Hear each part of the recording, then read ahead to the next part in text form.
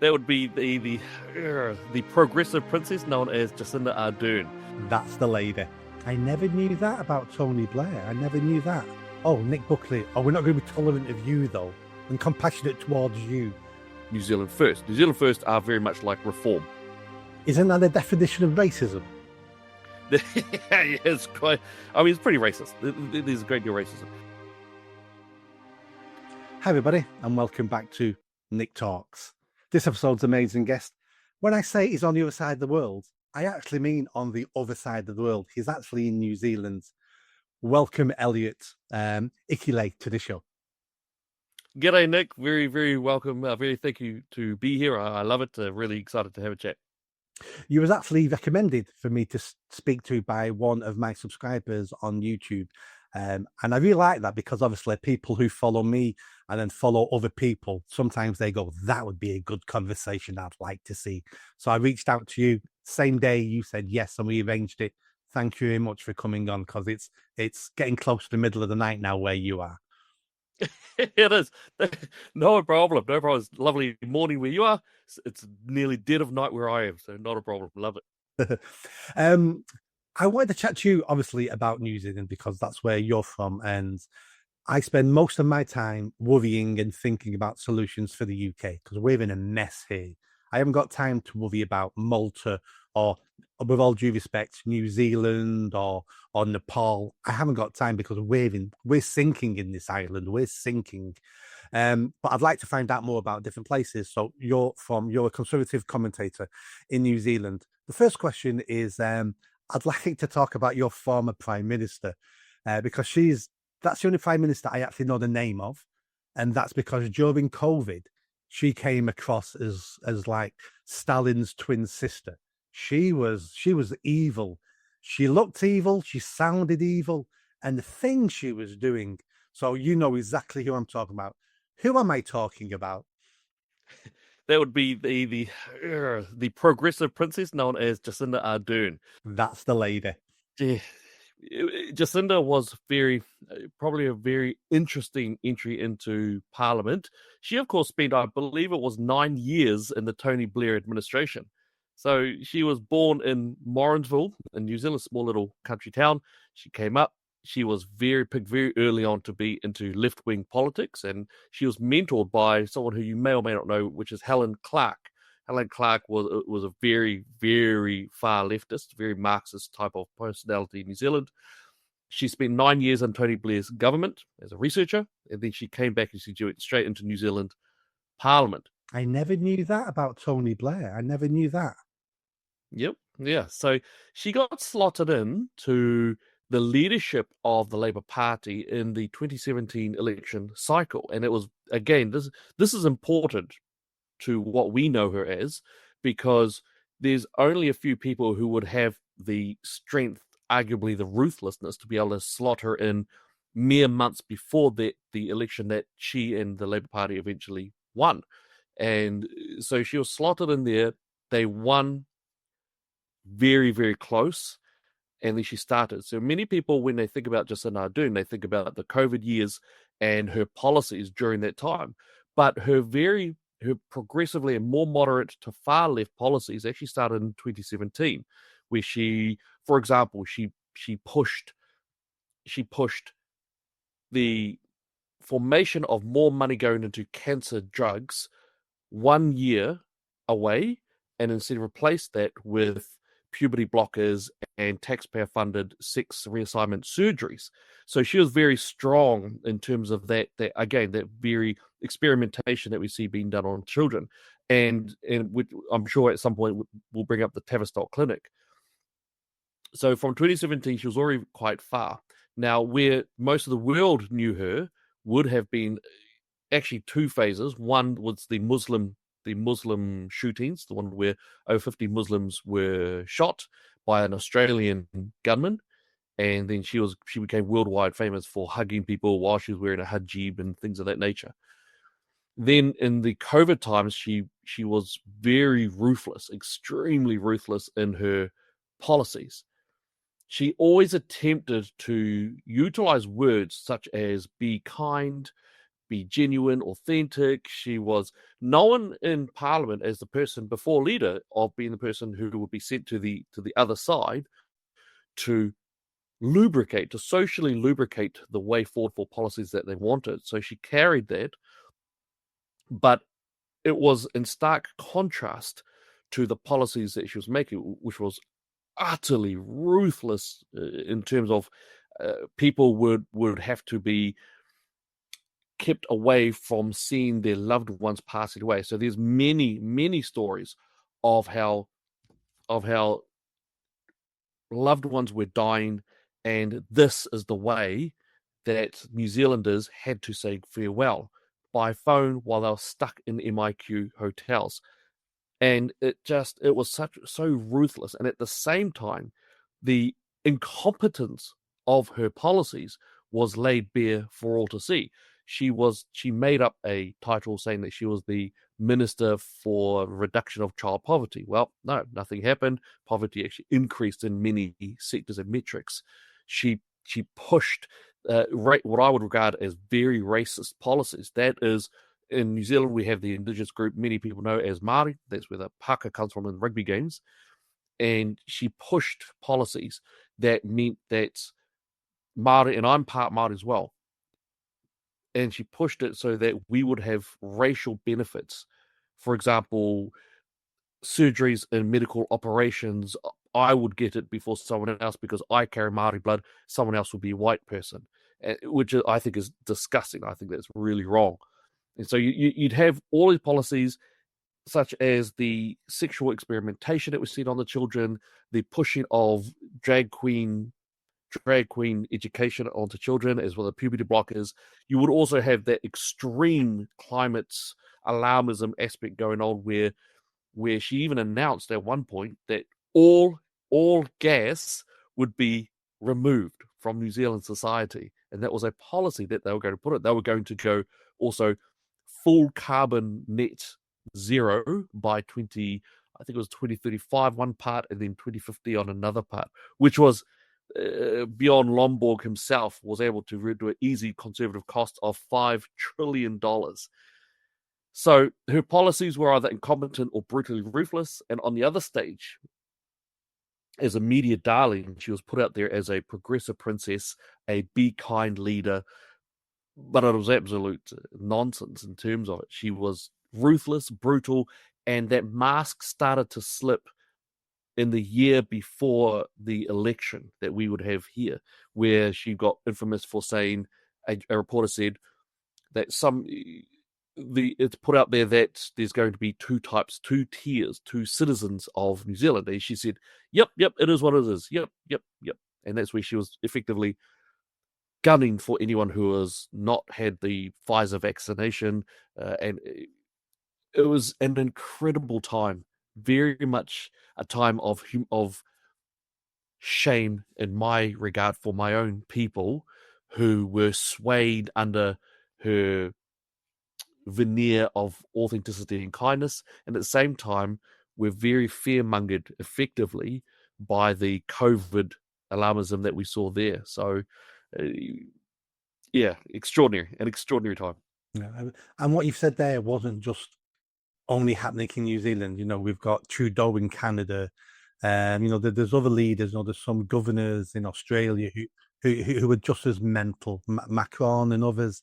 It just seemed to affect the West suddenly, and it all came out, and it was a crazy time. Now, going back to the woke princess, I'm going to start using that from now on. The woke princess. I've not heard anyone call her that before. Over here, we just call her mental. Some of the COVID stuff she did, tell me if I'm wrong, didn't she stop New Zealand citizens flying back into New Zealand? Going home? Yes, that's correct. Yeah, and there was lots of things she was doing that was just tyrannical. And it's not even like it was tyrannical, but you know what? It turned out that she was right, because she saved millions of lives in New Zealand, and other places in the world all think she's a saint now because they should have done what she's done. It turns out that the average person on the street was correct. It was a bad dose of the flu, and it was dangerous to sick people. And it wasn't. I'm not saying it didn't exist. I'm not saying it wasn't dangerous to some people. Of course it was, but it wasn't the Armageddon that leaders like her were telling us it was. Yeah, that's right. And it's really interesting. But part of my job, one of the jobs that I do is also to help people de-escalate in situations. And when I'm going around the country training on these teams, many times it's actually coming up now that be kind, which was a very much a well utilized term that she would use, be kind has become a strong trigger for many New Zealanders. When I'm speaking to them, there's just that word when we bring it out, okay, be kind. Immediately, there's an immediate feeling of hackles raising. And this has been told to me by many people around New Zealand that they remember. And it's very specifically around Jacinda herself who did that. You're absolutely right. She brought in a ruthless lottery system as well. And she had no bones about it. And that's why I mentioned about the whole saying goodbye to mum, saying goodbye to dad, saying goodbye to children. That the final farewells had to be done through a phone, and she didn't. It appeared that she just didn't care, that she was just so focused on what she wanted to get done. And what was interesting, you say it really well too, because it wasn't just New Zealand, but it was the OECD, it was the West. And what we saw was an interesting power axis, an axis of power, if you will, between the politicians, the media, and the academics. It really feels, in a way, like what that Belgium scientist came up with when he said mass formation psychosis. The idea that these groups had a saturation of messaging, and the populace, we followed it. We became hateful of our own people who were not vaccinated. We started accusing them of being bad people simply because they felt a bit nervous about the Pfizer vaccination. In New Zealand, it was brutal. We saw things like the Biden administration talking about it. We saw some of the areas in England talking about it. We saw across the West, as you say, that we fell under the spell of that axis.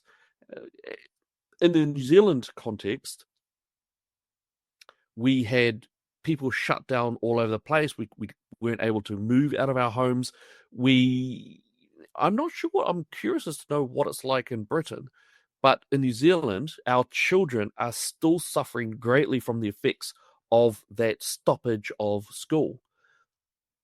Another after effect, which I think is a good thing, is the trust in New Zealand towards media, legacy media, has never been as low as it has been. Records never been lower ever since records first began, and that keeps on going down further and further, which I think is a good thing. But the other parts, our economy is near ruined. Our trust systems, our trust in institutes are near ruined, and I think there's a skepticism there, which is healthy, but New Zealanders are just not trusting our institutes anymore. The police, not just the media, but the police, the fires, across the board, we have a great deal. And it really does stem from Jacinda's ruthlessness and brutality of her policies that was put out to the world as thumbs up, really, really good. But in reality, it was such an iron core brutal. And you know what? Not Margaret Thatcher type of iron, but just a very Marxist style brutality where there was no positive effect that came out from it. While some people don't like Margaret Thatcher, I think what she did was really good, mostly. Uh, and it's interesting because I was talking to my friend today about yourself, and she actually mixes a lot with British tourists who come over to New Zealand. And she relayed the story because they do this most days. They go down to and they say hi and talk to the British tourists. Many of them say, "Oh, Jacinda, she's an awesome leader, isn't she? She loves you, all that sort of stuff." And then my friend says, "No, most of us can't stand her. We don't like her." And then the British tourists turn around, and this is apparently happens on most interactions, that they say, "Oh, we couldn't stand her either, but we thought you liked her here in New Zealand." And so this is a repeated conversation that my friend has, and she said, "Please tell Nick that this is what happens when we're in New Zealand. we don't like her." Well, those tourists are just being polite because it's very impolite to go to someone else's country and say we don't like your leader. That's rude. And the British and the English, we try not to be rude. But once you tell us your thoughts, we'll tell you our thoughts then. Yeah, I mean the same thing happened in the UK. You know, trust in the police is gone. Trust in the NHS. Trust in politicians because they keep lying to us. We all know they're lying to us. We've got proof now. It was all lies. We've got proof our politicians are telling us one thing but doing the complete opposite with them and their family and their friends having affairs, having parties, driving across the country. Keir Starmer was having elocution lessons when you weren't allowed to meet anyone face to face. So we know we've always known politicians lie, but now we've got proof that they lie about everything. And a lot of that came out of the COVID years. And when you said about be kind, the most vile abuse I ever get online comes from people that in their bio, they have three things. They have be kind, love the NHS, and a pride flag. And if you've got those three things in your... I knew that was coming up. Yeah, when you've got those three things in your bio, that just means to me that you're a nasty piece of work. Yeah, it's amazing, isn't it? They come out with this, hey, be inclusive. We want all love and all kind. And as soon as they know that you're anywhere like a conservative, libertarian, or anything else, you're a scumbag. They want you shut down. They want you to shut up. It's extraordinary. Yeah, let's all be compassionate and be tolerant. Oh, Nick Buckley. Oh, we're not going to be tolerant of you though, and compassionate towards you. Very selective when they want to be compassionate and tolerant. Let's move to modern day. What's the state of play now, modern day New Zealand in the political scene? What's going on? Right. So, as you know, Jacinda left before the election took place. So she did a runner and she's getting paid a great deal of money now. And did she jump because she knew she was going to get devastated? It's almost definite without being able to talk to her directly, but no one is under any doubt that that's what it was. Chris Hipkins took over. He's got a lot of problems himself. He's Labour Party. The voting public of New Zealand destroyed them. They were thrown out very handily.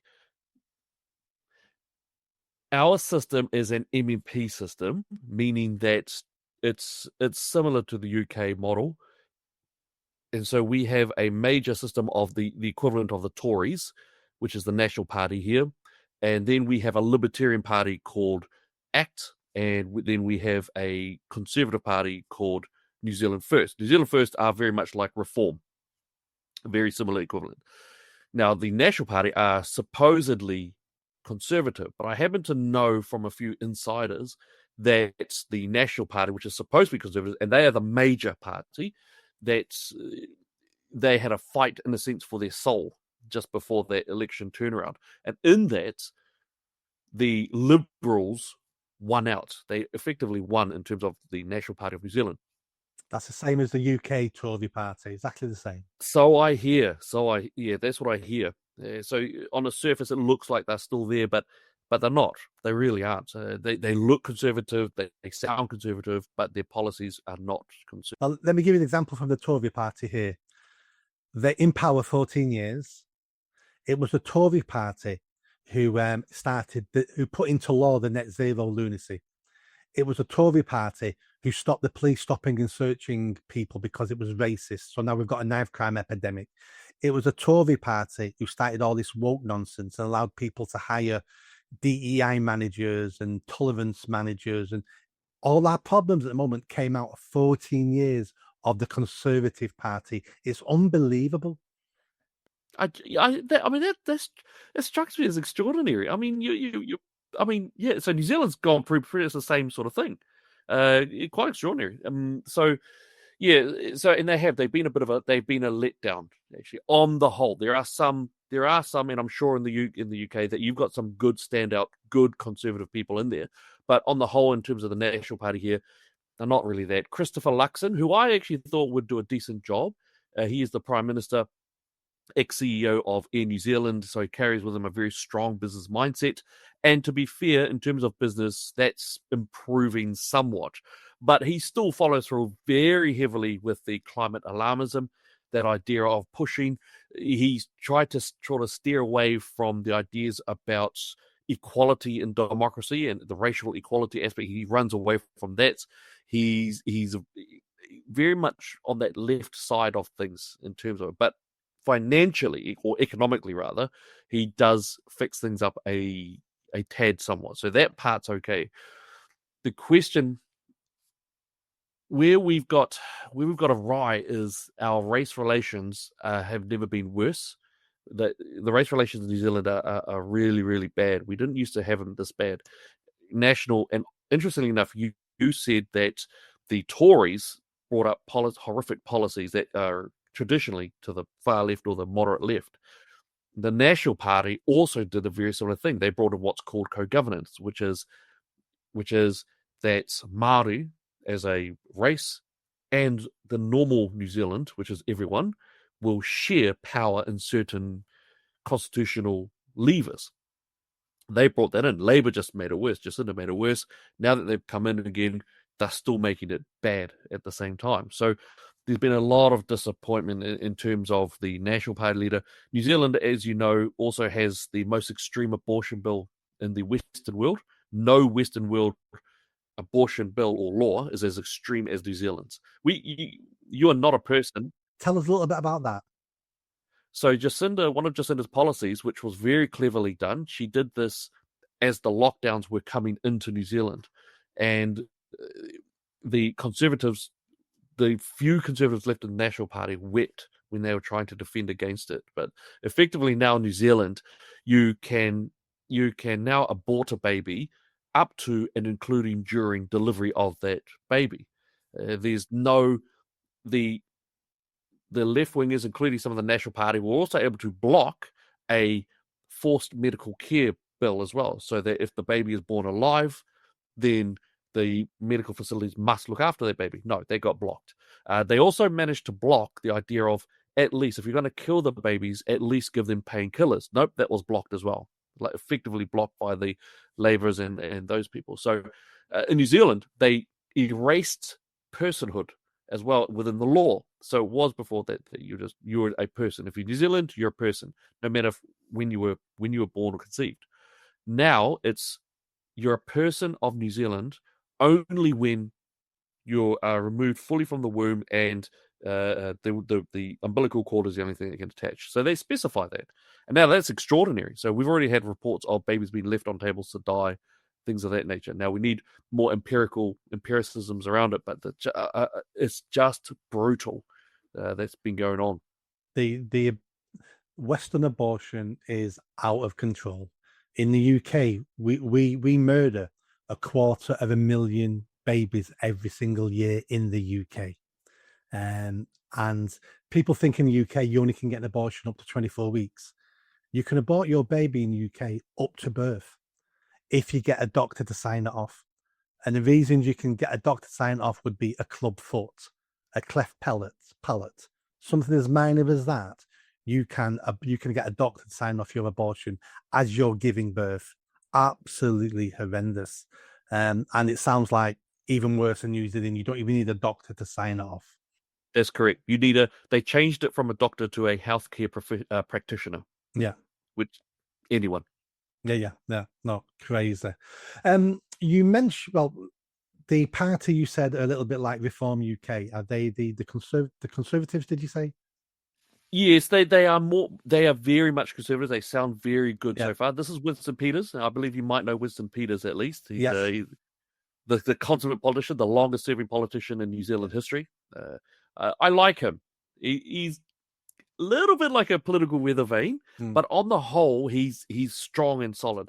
I have to say, though, this current version of New Zealand First, love it, really like it. They are saying the right things. They're against the gender ideology being pushed into children schools, against the puberty blockers. They're talking about patriotism, which is almost never spoken of these days. They are very much against the climate alarmism. They want mining and oil exploitation of New Zealand. They're saying everything that we want to hear. They're talking about nuclear family. It's really good. We just want to make sure that that's coming up. And what the powerhouse is, they're very strong for equality. So they oppose the racial suppression. So there's an attempt to make it so that white people in New Zealand or non-Māori are racially inferior to Māori. There's a very strong verbiage coming out. Whereas New Zealand First have very loudly opposed that. And what's really powerful is New Zealand First is Winston Peters, first in line, Māori. Shane Jones, deputy leader, Māori. Casey Costello, next in line, Māori.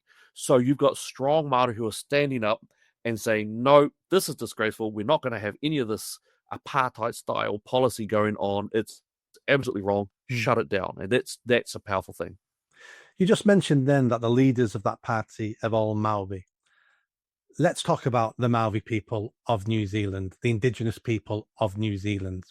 Tell me if I'm wrong. This is my understanding, but I could be way off here. In New Zealand, the Maori have special rights that other people don't have.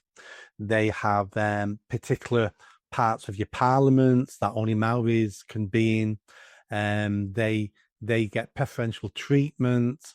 And for a nation who puts one particular set of people above the other, for me, that sounds like racism.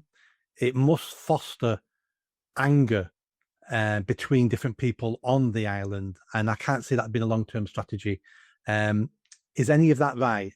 Do the Maori have special privileges? Yes, there are. And there's a couple of ways to approach this. And especially with the British link, I mean, a huge amount of this is due to the Queen Victoria in the 1840 document called the Treaty of Waitangi. I'll boil it down as much as I can.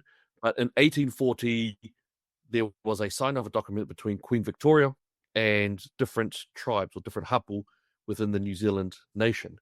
And then that was the Treaty of Waitangi.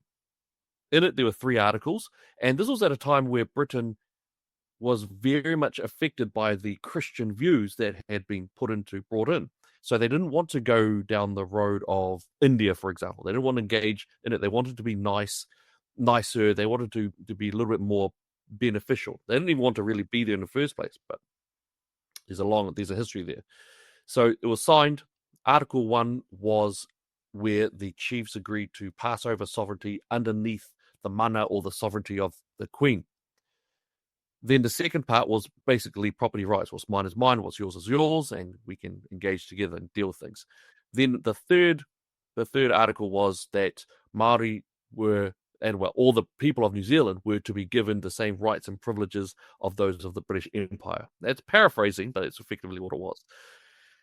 The issue really does come around to that there were 2 translations written out there. And so and there were an accompanying, some governments were not as good as others.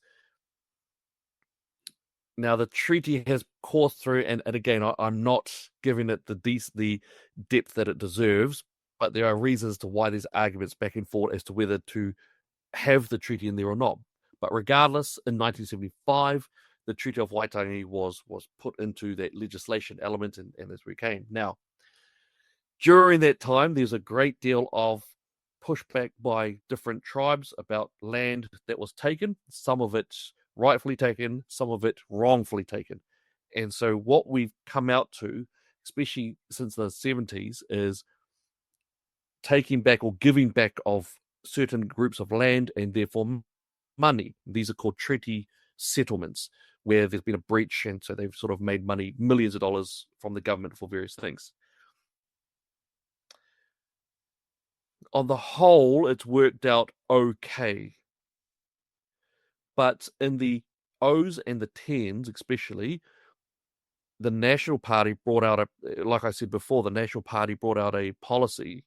I call them the Finlayson policy, where it was co-governance, where it said, right, all the volcanic cones in Auckland, for example, well, we're going to give them to Maori to look after and be with. And also, as a part of that, you're also going to have rights and privileges to have unelected seats in or power systems within the council region.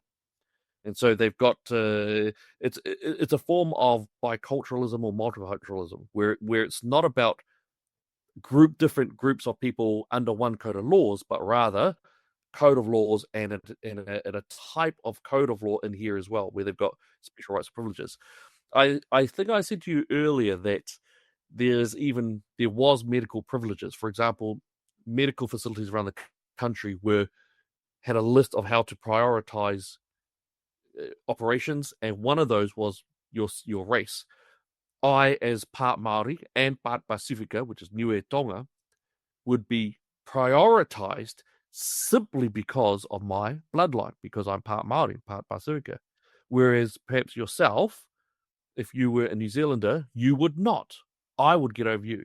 And that's shocking because then need is not placed as high as it should be. Rather, it's about your skin color, things that have got nothing to do with your need.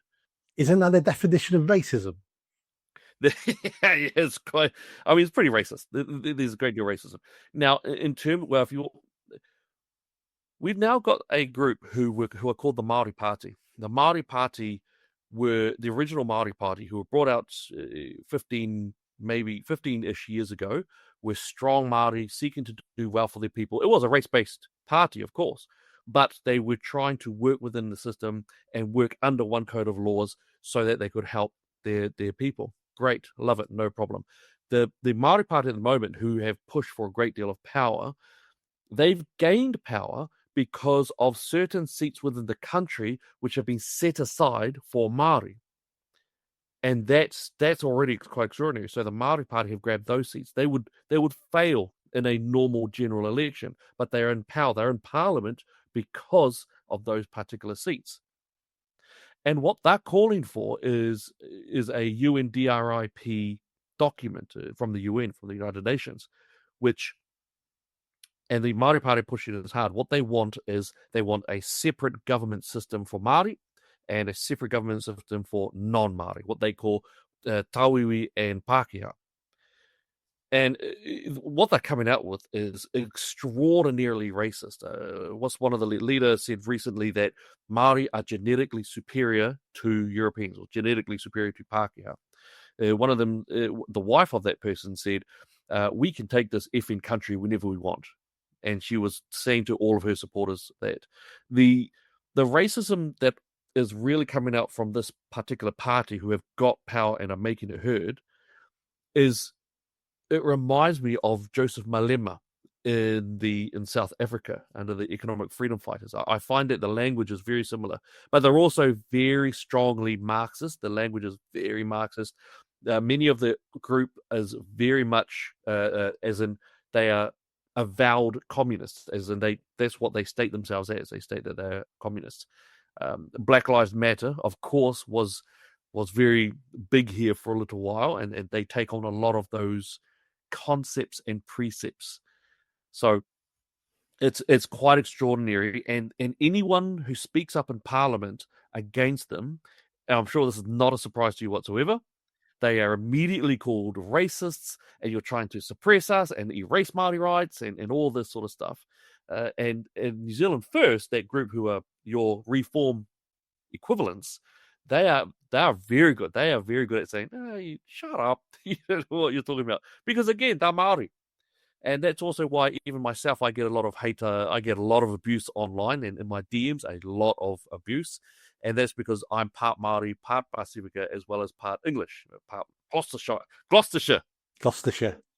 So that's where my bloodlines come from. So I get called a great deal. And I'm also a part of a major lobby group called Hobson's Pledge, where Hobson, at the signing of the treaty, said, He iwi tahi tātou, which means we are one people. Because I stand up for New Zealand being one nation, one people, one way forward together. The extremists hate that. The problem is the extremists are very loud and very attractive to the provinces of New Zealand. I think I saw something, I think it was last month in the New Zealand Parliament, was the bill going through about removing some of the privileges for the Maori and trying to make everybody the same. What happened there? So you're talking about the Treaty Principles Bill. This has a connection with the treaty itself, the Waitangi Tribe Treaty, and yeah, it's from the ACT Party, who's the Libertarian Party in New Zealand. David Seymour is the leader of that party, who happens to be part Maori as well, which is great. And so he's putting it out there, and what the big one is that all people are to be treated equally. I'm paraphrasing it, but it's all people in New Zealand are to be treated equally, and government makes the laws.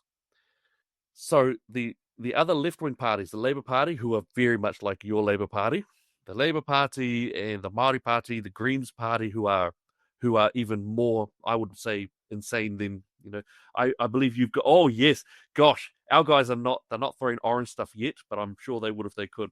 Yeah, the Green Party in the UK is the most dangerous party in the UK.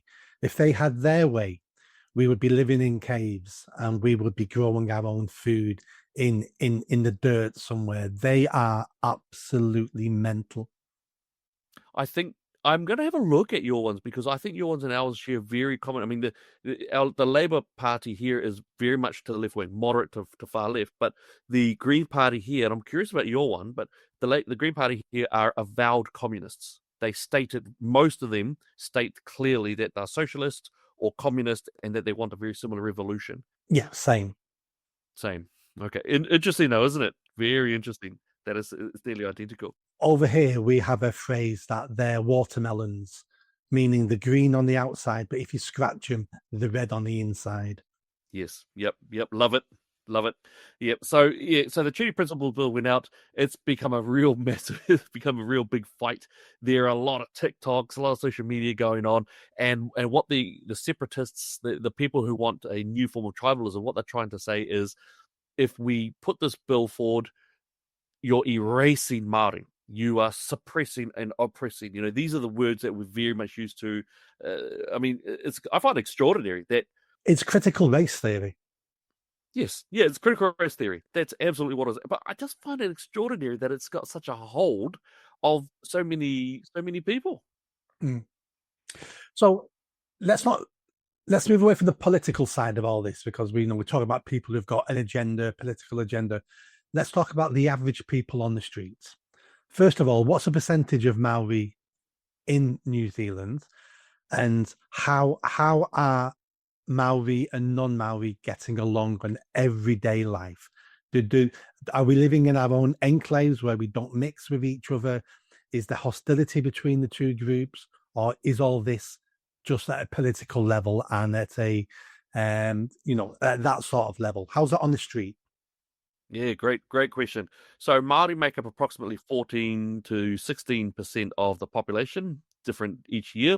This is where it gets a bit tougher. So I travel around the country, and what I see on the streets is no one really cares. As in, you'll see Māori. So in the Māori, mostly Māori towns, everyone's chatting together. They're all having a laugh, having a beer together, and it's great. It's no problem.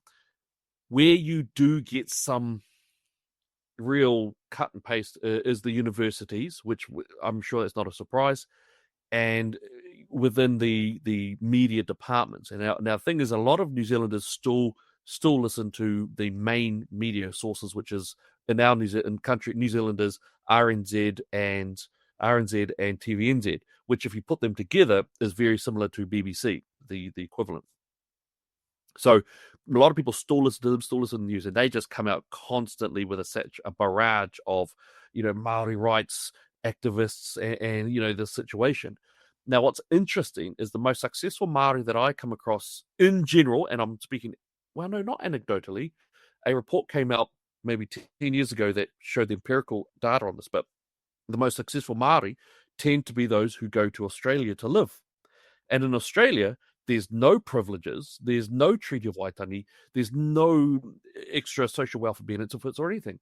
Over there, work or you don't work. And so there, they really do well with their families, upbringing the families, and it's excellent over there. In New Zealand, in New Zealand, we have a huge amount of money that's flowing into the leadership and the elite classes of, and I don't want to say Maori, but I want to say those who are utilizing Maori for their own financial benefits and their families' financial benefits. But they are. What you mean is the self-proclaimed leaders of the Maori people. Yeah, that is on point, self-proclaimed. And there's always something that I always remember. I went to a press conference maybe just before the lockdowns, and in there were a lot of the activists, the ones who are very much on New Zealand TV, saying, "Oh, our people are oppressed. Oh, they're suppressed. Oh, there's attacks on them. Yada yada yada." And then in the cup of tea afterwards, I was eavesdropping. Just that's what I do. I was eavesdropping on them, and they were talking about frustrations they were having with their houses in Venice and Italy and Spain and Portugal, and how frustrating it was because some of the fees were over there. And I was listening to, and I was sitting there thinking, my wife and I have not gone we have not gone overseas in like 6 years. And here these guys are arguing about their own house. And these are the same people on TV saying, oh, our people are using the accents and using everything they can to show, oh, poor me. And yet most of their money comes from taxpayer funds and taxpayer revenue streams. I found it obscene and disgraceful to Māori as well, who I work along most. Well, that's exactly what happened with Black Lives Matter in America. They were buying mansions with the money being donated to them. The frauds off the scale. And this was humans, many humans are greedy and manipulative. It's a human trait. That's how we survive. But some people do it as a living, and they jump onto a bandwagon. It might be the eco. Most of the people involved in making money out of the eco green stuff don't believe in it, but they're going to do it because I'm getting 4 million off the government to create, some wind farms. So people jump on the bandwagon if there's money to be made from it, and a lot of them are just actors, and they act the way and that's what actors do. They act a role and get paid, and that's what they do. Yeah, you're absolutely right. And in the meantime, it's the normal people who suffer, and they suffer greatly. I mean, Māori New Zealand, if you're a child, it's dangerous. We have so much sexual attacks on children, and most of them come from Māori homes. We have murder. We have quite a high level of suicidality, high level of murder. And the fact is, suicide, it's mostly Māori. Mostly Māori are ones who are going to be poor, who are going to be murdered, who are going to be sexually assaulted. It's horrific, and many of us, myself, for 2 decades, we were working in that field, doing our best to fight the system, and that's why those who fight for equality are those who fight against the excess of privilege or that separation of racial power in New Zealand. What you've said there is exactly the work I've been doing in the UK for 20 years. And I've been working in the toughest, the most deprived areas of Greater Manchester. And it's not because those individuals are genetically defective, and it's not because they're stupid. It's because they were born into an area with no aspiration, no self-confidence. They live on benefits and the welfare system. So they teach their children how to claim benefits. And what I've been doing with these people over 20 years is showing them that this country has amazing opportunities on offer. And my job is to teach you how to see those opportunities, because at the moment they can't see any opportunities. So how do we expect them to grasp those opportunities and improve their lives when they don't even know those opportunities exist? So we need to show them how them as individuals, how they take personal responsibility, how they are the captains of their own destiny. And they need to stop waiting for someone else to fix their lives, because no one's going to fix their lives for them. The most they're going to get is a few coins thrown their way as if they're beggars. And they're not beggars. They just need to push themselves down, stand up, and claim what is rightfully theirs. And that's the opportunities in your country, in my country. And I'm tired of people thinking welfare and turning people into beggars is the answer. It's not the answer. Amen. Amen. Yeah. And I actually looked you up, and you're absolutely right. You are doing that work, and I think it's phenomenal what you're doing over there. And isn't it interesting? Is that those of us who sacrifice a piece of our own desire to make all that money and engage in that, we sacrifice a part of that in order to pull up our fellow brothers and sisters who are in the dirt. And yet it's those of us who do that the most who are fighting against also the taxpayer funded racial harvesters, those who engage in racism as a way of feathering their own nest. It's quite extraordinary, but it also fills me a little bit with a little bit of strength to know that that you're fighting out there and you're winning. That's the other thing, that you're winning as well. And I've got some friends in Chicago who are youth workers who voted for Obama the first time, and then they told me, nope, never again. So they love the fact that Trump's in there, love it 9 yards, and that every one of their team is black, and it doesn't matter. They're just wanting to do right. So I think, I wonder, and I hope that perhaps in the West, conservatism is having a regrowth, and perhaps it is by Trump that we're seeing the expression of that. Yeah, absolutely. I think Trump has shown us that everything we thought was going on, but nobody would ever tell us, is actually true, and it's going on. And the billions he's discovering that's being wasted every year, the things the American taxpayer are funding around the world, the things the British are funding. It came out a couple of weeks ago. The British taxpayer is funding a Chinese lesbian opera company in Beijing. It's like, I don't want us to be funding that. 10 years ago, we were funding an Ethiopian Spice Girl group to break down barriers in Ethiopia. This craziness needs to stop. It's quite extraordinary, and you're right. Doge has really exposed a lot of the swamp that Trump does talk about. We can see it, so it'll be real. I'm also really curious as to what's going to happen with the Epstein files. Is it going to come out, or I think that's going to be very, very powerful, very, very important one. So I think your country and my country are going to look at America over the next 4 years and go, we want some of that. They're drilling. I mean, at the moment, the electricity prices in the UK are 4 or 5 times higher than in America. Why? Because they produce their own energy. We want some of that. We want to drill. We've got 1,000 years worth of shale gas in the north of England, but we're not allowed to touch it because the Tories put a law in about net zero, so we can't touch it.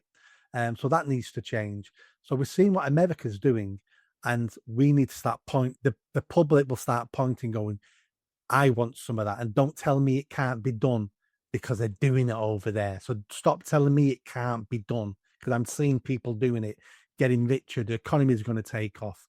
People are happier. Families are happier. And we've got an example now of what can be done in the Western country. Yes, no, you're absolutely right, and I think that'll be. I'm looking forward. I'm so happy that Trump won. New Zealanders are not that happy. Most New Zealanders, because New Zealand is still quite centre left overall, so they're not too happy. But I love it. I'm happy. I'm a Trumper all the way. That's a great place to end, Elliot. Thank you so much for coming on. Let's catch up again in a couple of months and let's see what's going on in your country and my country, and let's stay in touch. Great. Thank you, Nick. Thank you for having me on. Thank you.